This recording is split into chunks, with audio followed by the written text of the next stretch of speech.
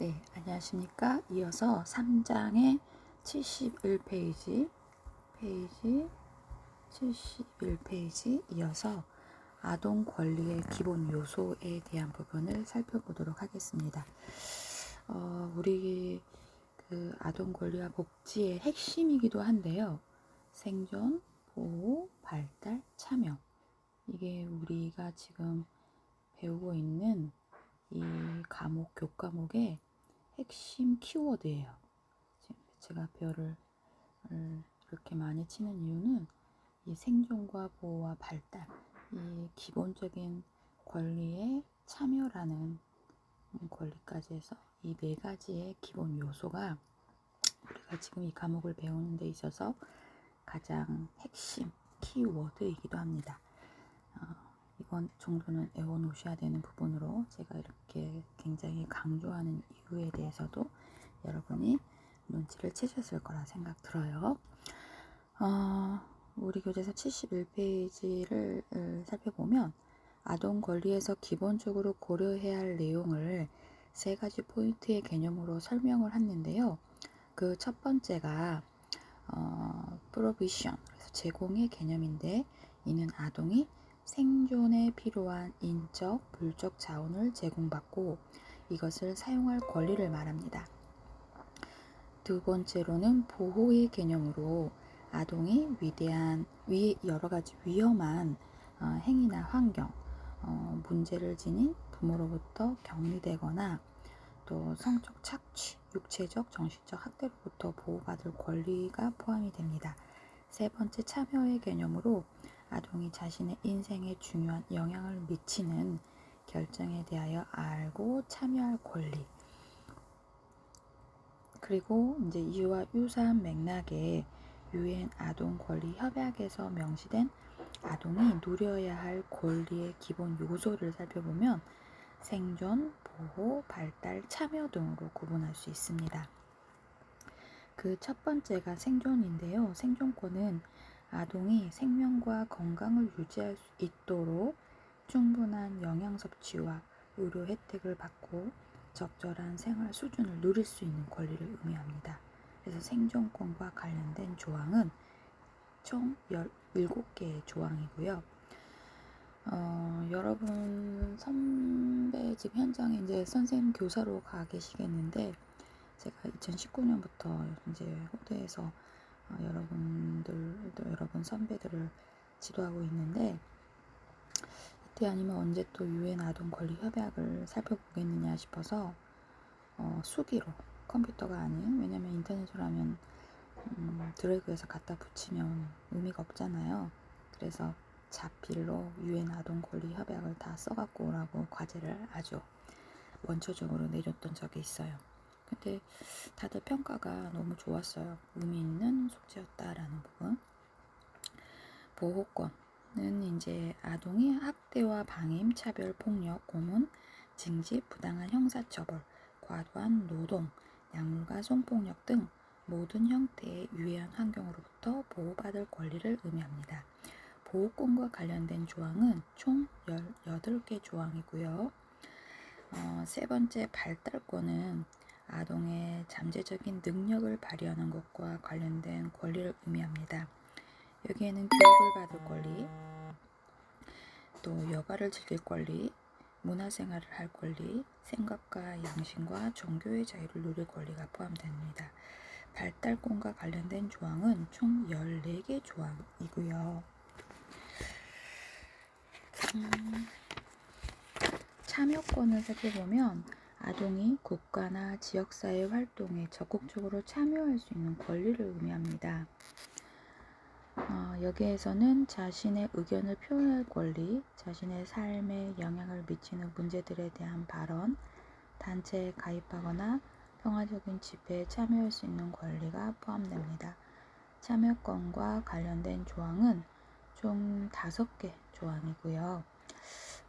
이상과 같은 아동 권리의 내용을 매슬로우 욕구 위계론과 유사한 맥락으로 이해할 수 있는데요.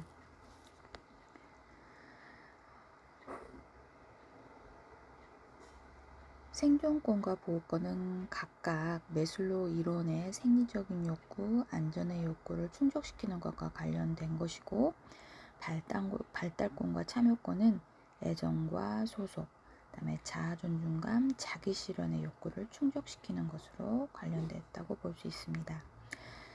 유엔 아동 권리 협약은 단순히 아동의 1차적 생리적 욕구를 충족시키는 것에만 초점을 맞춘 것이 아니고, 아동의 권리의 주체로 인식하고 아동의 생리적 욕구 이상의 상위 욕구를 충족시키는데 초점을 맞추었다는 점에서 그 가치를 높이 평가할 수 있다는 것입니다. 그래서 지금 생존과 보호, 이 원초적인 것과 그 다음에 아이들의 정서적인 속에 관련된 아이들의 자아존중감, 자기실현의 욕구, 이런 것들은 조금 더 참여권 이런 부분에 대해서 우리가 생각해 봐야 된다는 이야기를 해드렸고요. 아동 권리의 원칙이라고 했는데, 유엔 아동 권리 협약에서는 아동이 누려야 할 권리를 보장하기 위해 이제 기본 원칙을 명시하게 됩니다. 기본 원칙은 비차별의 원칙, 아동 이익 최우선의 원칙, 아동 의사 존중의 원칙, 그다음에 생명, 생존, 발달권 보장의 원칙. 그래서 이제 4가지의 원칙으로 정해져 있는데, 이제 이런 원칙과 요소 이런 것들은 참 시험에 이제 뭐라고 쓰라고 막 나오잖아요. 그래서 여러분들도 이 아동 권리의 원칙에 대한 부분을 좀 숙지해 놓으시기 바래요. 비차별의 원칙을 살펴보면 유엔 아동 권리 협약의 가장 기본을 이루는 원칙 가운데 하나는 비차별의 원칙이기도 합니다. 비차별의 원칙은 자신 또는 부모나 법정 후견인의 신분에 따라 아동이 어떤 종류의 차별도 받지 않아야 한다는 것이고요. 유엔 아동 권리 협약 제2조에서는 아동이 어떠한 경우에도 차별을 받아서는 안 되고 협약에 규정된 모든 권리를 보장받아야 한다는 기본 원칙을 명시하게 됩니다. 제2조의 내용을 구체적으로 살펴보면 협약 당사국은 아동과 그 부모 또는 후견인의 인종, 피부색, 성별, 언어, 종교, 정치적 견해, 국가적, 민족적, 사회적 출신, 재산, 또 장애라든지 출생 또는 기타 신분에 무관하게 법적으로 차별받지 않을 권리를 보장해야 하는 부분입니다. 협약 당사국은 아동의 부모, 후견인 또는 가족 구성원의 신분, 활동, 견해 또는 신념으로 인한 차별이나 처벌로부터 아동을 보호하기 위한 모든 적절한 조치를 취해야 한다고 규정하고 있는 부분이지요. 두 번째로 아동 이익의 최우선의 원칙이기도 하는데요. 제3조에는 모든 아동 관련 활동에서 아동의 이익을 최우선으로 고려해야 함을 명시하고 있습니다. 제3조의 내용을 구체적으로 살펴보면 공공 혹은 민간 사회복지기관, 법원, 행정 당사국이나 입법기관에서 실시되는 아동에 관한 모든 활동에서 아동 최상의 이익이 우선적으로 고려되어야 하는 부분이지요.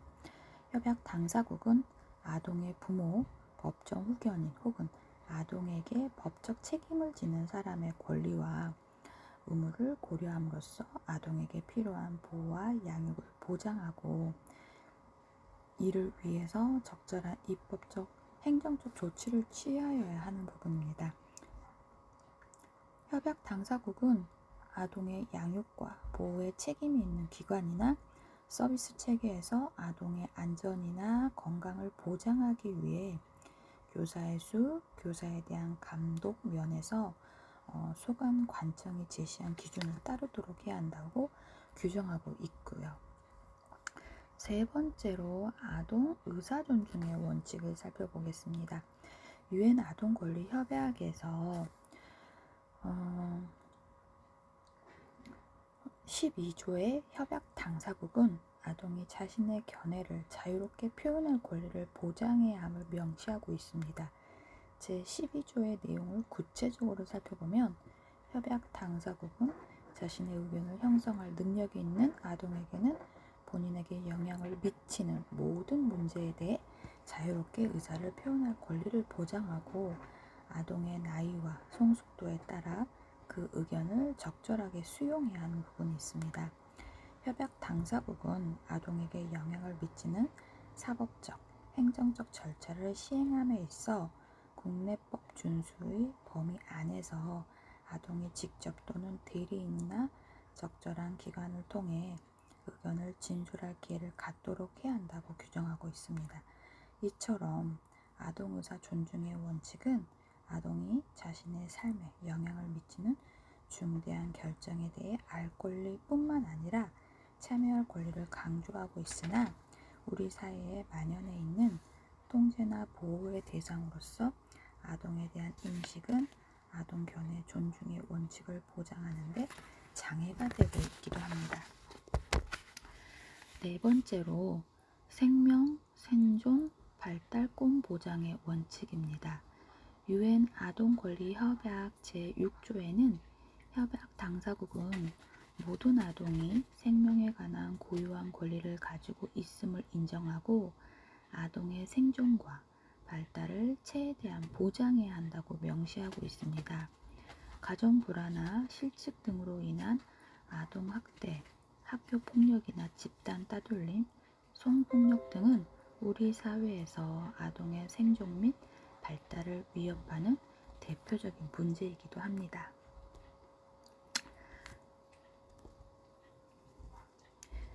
우리 교재 74페이지고요.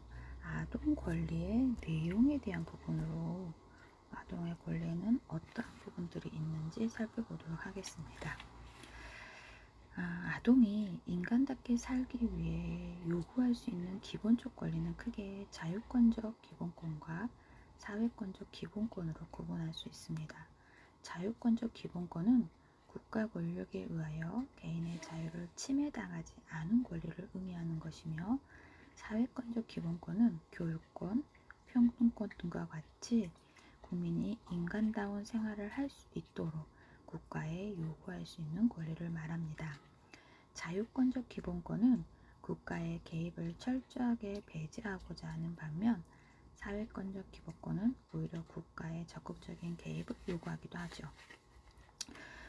이로 인해 두 가지 권리는 상호 대립되는 것으로 이제 간주될 수 있으나 권리 보장의 가장 핵심적인 과제는 사회권과 자유권이 서로 조화롭게 보장되는 것이지요. 우리나라는 1966년 유엔에서 채택한 경제적, 사회적, 문화적 권리에 관한 국제협약과 시민적, 정치적 권리에 대한 국제협약에 가입을 하였고 유엔 아동권리협약에서도 이 두 가지 권리를 조화롭게 명시하게 됩니다. 그 첫 번째가 자유권적 권리인데요. 유엔 아동권리협약에서 명시하고 있는 자유권적 권리에는 성명권, 국적 취득권과 부모로부터 양육받을 권리,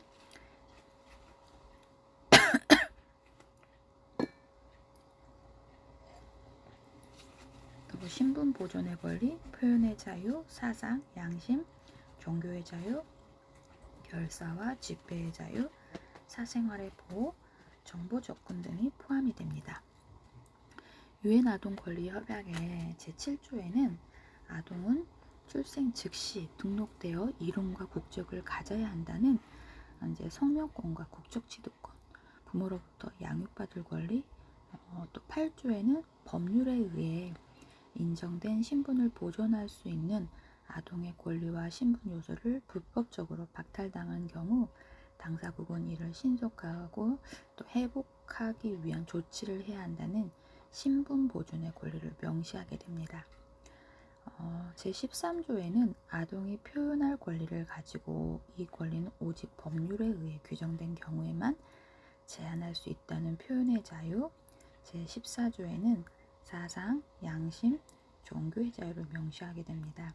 제15조에는 결사의 자유와 평화적 집회의 자유에 대한 아동의 권리, 제16조에는 아동 후 사생활에 대해 자의적이거나 불법적인 간섭을 받지 않으며 명예나 명성에 대해 불법적인 공격을 받지 않을 사생활 보호의 권리를 명시하게 됩니다. 제17조에는 아동이 사회적, 정신적, 도덕적 복지와 신체적, 정신적 건강의 향상에 도움이 되는 국내의 정보와 자료에 접근할 수 있도록 보장해야 한다는 정보 접근적 명시를 하는 부분이 이제 있는데요. 이게 정보 접근권이라고 합니다. 두 번째로 사회권적 권리인데요.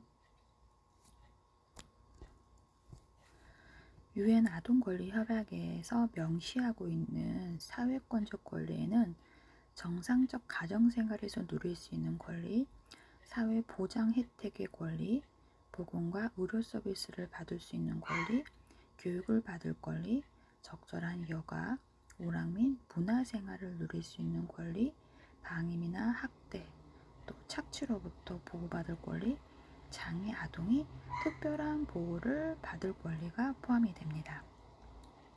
유엔 아동 권리 협약 제9조에 사법당국이 부모와의 분리가 아동에게 최상의 이익이 된다고 결정한 경우에는 아동이 자신의 의사에 반해 부모와 떨어지지 않도록 보장해야 하고, 아동의 이익에 반하는 경우 유엔은 부모의 한쪽이나 양쪽 모두로부터 떨어진 아동이 정기적으로 부모와 관계를 갖고 만남을 유지할 권리를 존중해야 함을 명시하게 됩니다. 26조에는 아동이 사회보험을 포함한 사회보장제도의 혜택을 받을 권리, 24조에는 아동이 최상의 건강 수준을 유지할 권리와 질병치료 및 건강회복을 위한 시설 이용을 보장하는 보건과 의료적 서비스를 받을 권리를 명시하게 되고요.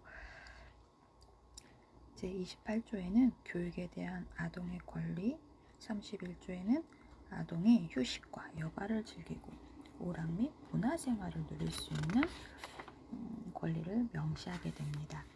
32조에는 아동이 경제적인 착취를 비롯해 위험이나 교육의 방해, 건강 및 발달을 저해하는 모든 노동으로부터 보호받을 권리를, 제23조에는 정신적, 신체적 장애 아동이 인격적으로 존중받고 자립과 적극적 사회 참여를 위해 특별한 보호를 받을 권리를 명시하고 있습니다. 우리나라 아동 권리에 대한 발전 현황을 좀 살펴보겠습니다. 유엔 아동 권리 위원회가 한국 정부에 제안한 공고사항은 아직도 이행되지 않거나 미흡한 수준이지만 아동 관련 법령 개정과 정책의 변화를 가져오게 됩니다. 여기서는 먼저 유엔 아동 권리 위원회에 제출한 국가 보고서와 공고사항의 내용 가운데 협약 이행을 위한 일반 조치에 대한 전반적으로 이제 살펴볼 거고, 또 비차별, 또 아동 이익 최우선, 생명 존중, 또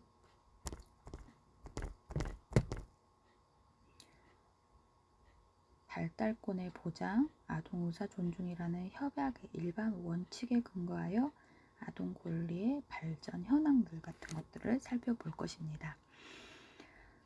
먼저 일반적인 조치로 협약 이행을 위한 일반 조치 가운데 대표적인 내용이 협약 가입 당시 이제 유보조항의 철회, 또 아동 관련 법령의 제정, 개정, 아동 정책 조정기구의 운영, 아동 권리 모니터링 기구, 아동 관련 예산의 충분한 확보와 아동 복지 불평등 해소 등 같은 것들이 있고요. 협약 가입 당시 정부는 아동의 부모 면접 교섭권, 입양 허가제, 아동의 상속권 보장 3개 조항을 유보한 상태였다고 해요. 유보 조항 철회를 위해 정부는 2008년에 민법을 개정하여 자녀의 부모 면접 교섭권을 보장하고, 또 2011년에 입양 특례법을 이제 전부 개정해서 국내외 입양 모두 법원의 허가를 받도록 하게 됩니다. 2012년 이후에 민법에서 미성년자 입양에 관한 가정법원의 허가 조항을 신설하고 2013년에는 이제 가사소송법에 입양 허가 절차를 도입하여 양자가 될 사람이 13세 이상인 경우에는 입양 허가 심판에서 당사자의 의견을 듣도록 함으로써 2017년 8월 유보 철회 절차를 완료하게 됩니다. 상속권의 보장은 아직 유보 상태인데 상속권 제한으로 인한 불이익을 최소화하고자 노력하고 있으며 유보를 철회해도 무방하다는 의견이 제기되어 있어서 이를 검토할 예정들이라고 해요. 또 정부는 협약 이행을 위하여 아동 관련 법령의 제정, 개정 작업을 꾸준히 수행해 오게 됩니다. 빈곤 아동의 사회복지 지원 체계 강화를 위한 아동의 빈곤 예방 및 지원 등에 관한 법률, 학교 체육 활성화를 통해 아동 청소년의 건강한 발달을 보장하기 위한 학교 체육진흥법, 또 난민 지원을 위한 아시아 최초 독립법인 난민법, 가정의 아동학대 문제의 사법적인 개입 절차를 규정한 아동학대 범죄의 처벌 등에 관한 특례법, 선행교육 규제로 학교교육 과정을 정상화하기 위한 공교육 정상화 촉진 및 선행교육 규제에 관한 특별법, 이혼가정 자녀의 안정적인 생활수준 유지 및 보장을 위한 양육비 이행 확보 및 지원에 관한 법률, 학교 밖 청소년의 종합적 지원 체계 도입을 위한 학교 밖 청소년 지원에 관한 법률 등을 신규 제정하게 되고요. 기존 법령들의 개정을 통해서 아동, 청소년의 권리 향상을 도모하게 됩니다. 또한 취약사항에 있는 청소년 지원을 위해 2011년 또 2014년 한부모 가족지원법을 개정하여서 청소년 한부모의 학습권 보호와 자립 지원을 위한 근거 조항을 마련하게 됩니다. 또한 낙태 금지와 처벌 조항을 담고 있는 형법과는 달리 모자보건법에는 강간, 중간간 등에 의한 임신의 경우 낙태를 허용하는 예외 조항을 두고 있으나 청소년의 경우 낙태 허용 예외 조항에 해당되지 않는 경우가 많고 성폭력에 의한 임신이라도 부모에게 알려지지 못해서 음성적인 낙태로 위험에 처하거나 태아 유기, 입양 간호 등의 문제로 이어질 유기가 있어서 모자보건법의 낙태 허용 기준에 사회 경제적 취약한 미성년자의 임신을 포함시키는 이러한 논의가 이제서야 진행이 되고 있다고 합니다. 그래서 정부는 종합적인 아동정책 수립과 아동정책조정위원회의 역할을 강화하기 위해서 2013년 국무총리를 위원장으로 하고 10명의 당연직 관련 장관 및 또 10명의 민관위원회를 위촉하여 위원회를 구성하게 됩니다. 2015년 제1차 아동정책 기본계획을 수립하여 아동권리 협약 이행과 아동이익 최우선의 관점에서 158개 정책 과제를 마련하게 되고 여성가족부는 청소년 기본법에 근거하여 청소년 육성에 관한 기본계획을, 법무부는 제3차 국가인권정책 기본계획 수립을 진행하고 있고 국가인권위원회는 제3기 국가인권정책 기본계획 공고안을 정부에 제출하게 됩니다. 아동정책 조정과 협약 모니터링을 위한 상설중앙기구로 국무총리 산하 아동정책조정위원회가 신설되어 각 부처별 아동정책을 총괄하는 아동권리협약 이행상황 모니터링 업무를 수행하고 있는 것이지요. 여러분들이 나중에 이제 현장 경험을 더 쌓고 아동권리협약 행사 이런 행사한 모니터링 업무를 수행하는 직책을 맡으면 어떨까라는 생각이 들어요. 요즘 이제 여러 가지 뉴스를 접하면서 아직도 우리나라에 저런 기사를 우리가 접하는 섬뜩섬뜩한 기사들 있잖아요.